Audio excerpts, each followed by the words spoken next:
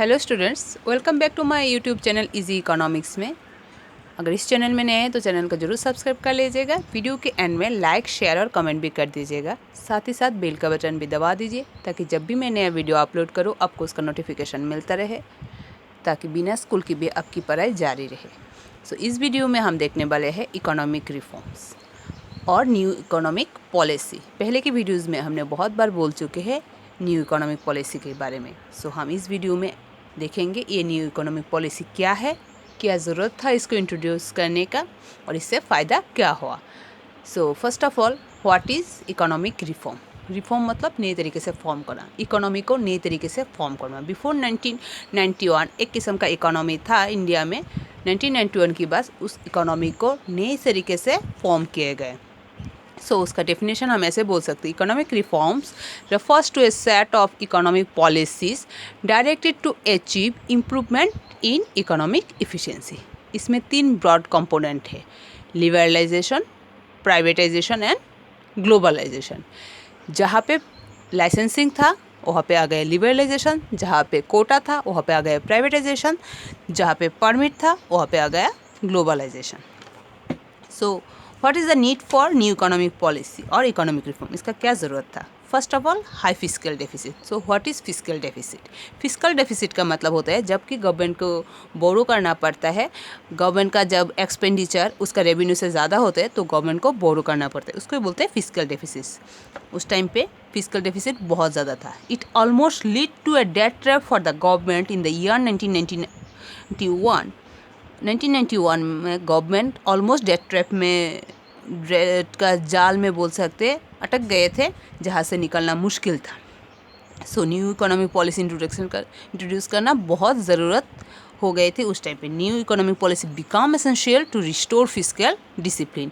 Fiscal discipline को restore करने के लिए न्यू इकोनॉमिक पॉलिसी इंट्रोड्यूस करना बहुत ज़रूरी था। तो फर्स्ट पॉइंट है high fiscal deficit. Fiscal deficit इतना ज़्यादा था कि गवर्नमेंट का हालत इतना बुरा हो गया, इकोनॉमी का हालत इतना बुरा हो गया, ये ऑलमोस्ट डेट ट्रैप में चले गए। सो न्यू इकोनॉमिक पॉलिसी इंट्रोड्यूस करना ज़रूरत था। Next, BOP crisis. So what is BOP, ये हम आगे की वीडियोस में देखेंगे। व्हाट इज़ बीओपी, यहाँ पे उसका बात नहीं कर रहे हैं क्योंकि इसके ऊपर खुद एक चैप्टर है। Borrowing from the rest of the world which are 12% of GDP in 1981। जो बाकी कंट्रियों से बोरो करते थे इंडिया, वो था 12%। उसका इंडिया का जो टोटल जीडीपी है उसका 12% थे 1980-81 में। ये इतना ज़्यादा हो गया फिस्कल डेफिसिट की वजह से, ये ज़्यादा हो गया 23% of GDP 1991। In this situation NEP was the only alternative. So यहाँ पे बीओपी क्राइसिस हो गए थे। Fall in foreign exchange reserves. India का जो फॉरेन एक्सचेंज रिजर्व था वो भी इतना कम हो गया था, ओनली 10 डेज़ के लिए वो बाहर से 10 डेज़ का चीज़ इंपोर्ट कर सकते, बस इतना इंपोर्ट बिल चुका सकते कि 10 दिन में इंडिया को जितना इंपोर्ट बिल चुकाना पड़ता था ना, उसके पास बस इतना ही फॉरेन एक्सचेंज रिजर्व बचा था। Foreign exchange reserves that were decline sharply during the year 1986-87 to 1990। Next, inflationary spiral. Inflation मतलब किस प्राइस राइज। इन्फ्लेशन का सिंपल सा मतलब है because of inflation economic crisis depend from bad to worse. Inflation की वजह से इकोनॉमिक क्राइसिस इतना ज़्यादा हो गया था, मतलब बद से बदतर हो गया बोल सकते, ख़राब से और ज़्यादा ख़राब होने लगा था। The need for new economic policy was further strengthen. Then poor performance of PSUs. 1991 से पहले हमने देख चुके हैं कि इंडिया में ज़्यादा से ज़्यादा इंडस्ट्री था public sector, then public sector undertaken, और बहुत कम की इंडस्ट्री था प्राइवेट के हाथ में। जो पब्लिक सेक्टर अंडरटेकन इंडस्ट्री थे उन लोगों का परफॉर्मेंस बहुत ही ख़राब था। Despite of huge investment in PSUs, most of all this turned out be breeding centres of corruption. So NEP was needed to reverse this trend. Elements of NEP, what are those? Liberalisation, privatisation and globalisation. यहाँ पे हम liberalisation के बारे में discuss करेंगे। आगे की videos में हम प्राइवेटाइजेशन और ग्लोबलाइजेशन के बारे में डिस्कस करेंगे। So what is liberalisation? Liberalisation of the economy means freedom of the producing units from direct और physical control impose by the government. जो भी प्रोडक्शन यूनिट है उसको पूरी तरीके से फ्री कर दिया गया, गवर्नमेंट का कंट्रोल हटा दिया गया, वो जिस टाइप का चाहे वो प्रोडक्शन कर सकते। इससे क्या फ़ायदा हुआ? इकोनॉमिक रिफॉर्म्स अंडर लिबरलाइजेशन, मतलब किस टाइप का रिफॉर्म आया? लिबरलाइजेशन की वजह से किस टाइप का रिफॉर्म आया? First, industrial sector reform. Industrial sector में किस टाइप का रिफॉर्म आया? Abolition of industrial licensing. Industry setup करने के लिए लाइसेंस की ज़रूरत नहीं है, बस कुछ एक आध इंडस्ट्री थे जिसको लाइसेंस की ज़रूरत है, जैसे कि हो गए liquor, cigarette, defence equipment, industrial explosive and dangerous chemical. इस टाइप के इंडस्ट्री अगर कोई सेटअप करना चाहे तो उसको लाइसेंस चाहिए। बाकी कोई भी अपना इंडस्ट्री कहीं पे भी सेटअप कर सकती है, उसके लिए कोई लाइसेंसिंग की ज़रूरत नहीं है। Construction of public sector. पहले पब्लिक सेक्टर के ऊपर ज़्यादा एम्फोसाइज दिया गया था, अभी पब्लिक सेक्टर का कंस्ट्रक्शन कर दिया गया 17 to 18।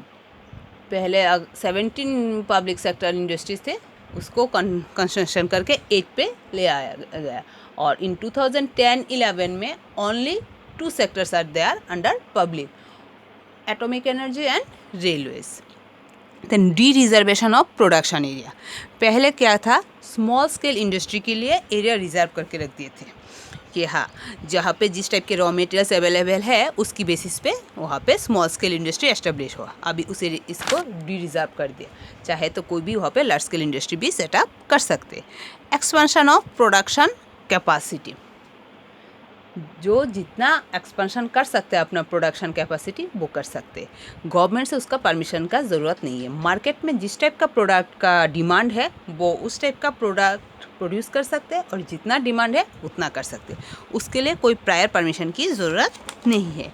Freedom of import capital goods. पहले कैपिटल गुड्स इंपोर्ट करने पे रेस्ट्रिक्शन था, अभी उसके ऊपर का भी सारा रेस्ट्रिक्शन हटा दिया गया। फ्रीडम है, फुल फ्रीडम है, कोई अपनी टेक्नोलॉजिकल अपग्रेडेशन के लिए चाहे से विदेश से टेक्नोलॉजी या कोई capital that means machinery import कर सकते।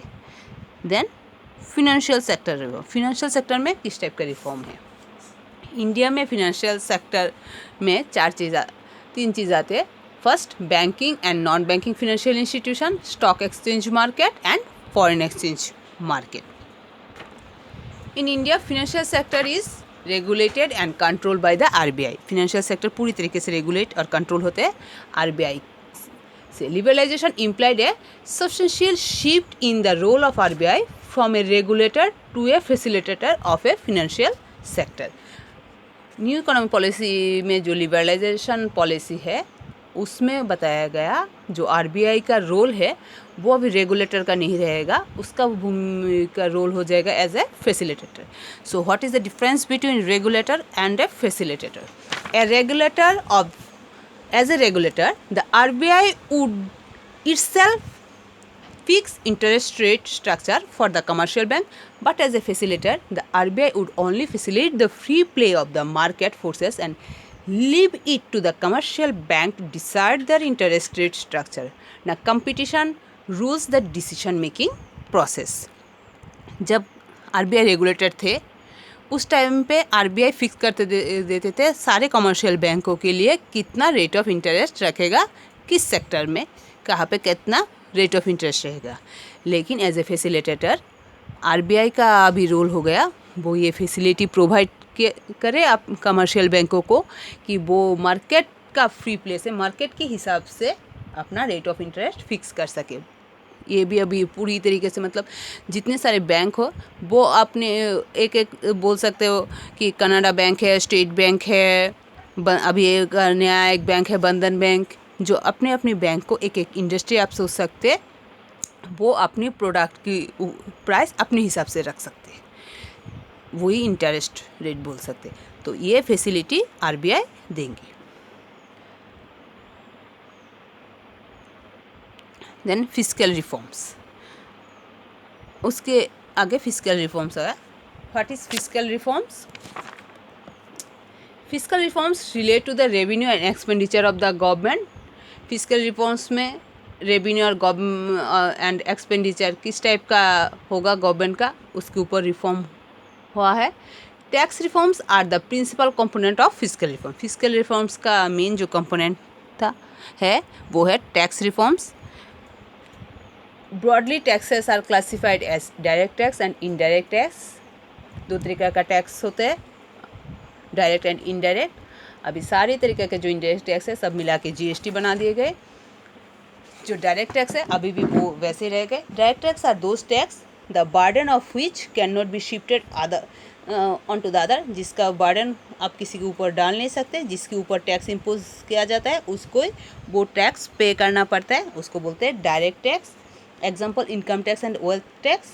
और indirect tax are those taxes the burden of which can be shifted on to others, जिसका बर्डन आप दूसरे के ऊपर डाल सकते, जैसे कि जीएसटी हो गए, कस्टम ड्यूटी हो गए, ये सब हम लोग पे करते और हम पे करते दुकानदारों को और दुकानदार ये गवर्नमेंट को देते। सो ये हो गया indirect tax. Then external sector reforms. External sector reform में क्या गया? एक्सटर्नल सेक्टर रिफॉर्म में दो तरीके की चीज़ आते हैं, foreign exchange reforms and foreign trade policy reform. Foreign exchange का मतलब क्या है? फॉरेन एक्सचेंज का मतलब होता है इंडियन करेंसी के साथ फॉरेन करेंसी का जो एक्सचेंज रेट होते हैं। जैसे पकड़ लीजिए 70 रुपीज़ इक्वल टू $1, तो यहाँ पे फॉरेन एक्सचेंज रेट क्या हो गया? 70 रुपीज़ इक्वल टू $1। तो वैसे पाउंड के साथ भी हो सकते हैं, दूसरे कंट्रीज़ के साथ भी है, उसको बोलते हैं foreign exchange. Foreign exchange reforms are initiated in 1991 with the devaluation of the Indian rupee against foreign currency. उस टाइम पे डिवैल्यूएशन किया गया था। डिवैल्यूएशन का मतलब है जान के गवर्नमेंट बोल दिया कि जो अगर $1 अगर कोई यूएस का $1 देंगे तो इंडिया में उसको $80 रुपये का चीज़ें मिलेगा। वो $1 से कुछ खरीदना चाहते हैं इंडिया से तो उसको इंडियन करेंसी की 80 रुपये की चीज़ उसको $1 में मिल जाएगा, उसको बोलते हैं डिवैल्यूएशन। इससे क्या हुआ? इससे इंडियन करेंसी का वैल्यू फॉल किया, लेकिन जो दूसरी कंट्रीज़ है जिसके साथ में डिवैल्यूएशन किया गया, अगर डॉलर के साथ में देखेंगे तो डॉलर जो जिस कंट्री से आते हैं उस कंट्री का वैल्यू ज़्यादा हो गया, उस कंट्री का मनी वैल्यू ज़्यादा होने से इन लोगों इनका इंटरेस्ट ज़्यादा हुआ इंडिया में इन्वेस्ट करने के लिए। Followed by devaluation in 1991, the exchange value of the Indian rupee in the international money market was left to the free play of the market forces. 1991 के बाद से ये जो एक्सचेंज रेट के ऊपर जैसे इसको डिवैल्यूएशन, उसके आगे और कभी डिवैल्यूएट नहीं किया गया, उसके आगे क्या किया? फ्री प्ले में छोड़ दिया। मार्केट का फ्री प्ले मतलब मार्केट में जितना डिमांड या सप्लाई रहेगा उस हिसाब से फॉरेन एक्सचेंज डिसाइड होगा। Then foreign trade policy underwent a substantial change in the wake of liberalization. Tariff restrictions have been considerably moderate, rather withdraw from many items of export and imports. जो tariff है उसको थोड़ा सा moderate किया गया, पूरी तरीके से रिमूव तो नहीं किया क्योंकि इससे गवर्नमेंट का फ़ायदा होता है। Institute of policy of protection to the domestic industry, now there is the policy of survival of the fittest. पहले क्या किया गया था? जो डोमेस्टिक इंडस्ट्री है उसको प्रोटेक्ट करने के लिए बहुत तरीके से पॉलिसी लिए गए थे। ज़्यादा से ज़्यादा टेरिफ इम्पोज कर देते थे, इंपोर्ट ड्यूटीज़ ज़्यादा देना पड़ता था, कोई भी इंपोर्ट करना चाहते थे, लेकिन उसको रिड्यूस किया गया, टेरिफ को रिड्यूस किया गया, इंपोर्ट ड्यूटीज़ को रिड्यूस कर दिया। तो इसके ऊपर अभी पहले जो प्रोटेक्शन था उसको ओमिट करके सर्वाइवल ऑफ द फिटेस्ट ये पॉलिसी इंट्रोड्यूस किया गया फॉरेन ट्रेड पॉलिसी में। चलिए आज इतना ही, थैंक यू।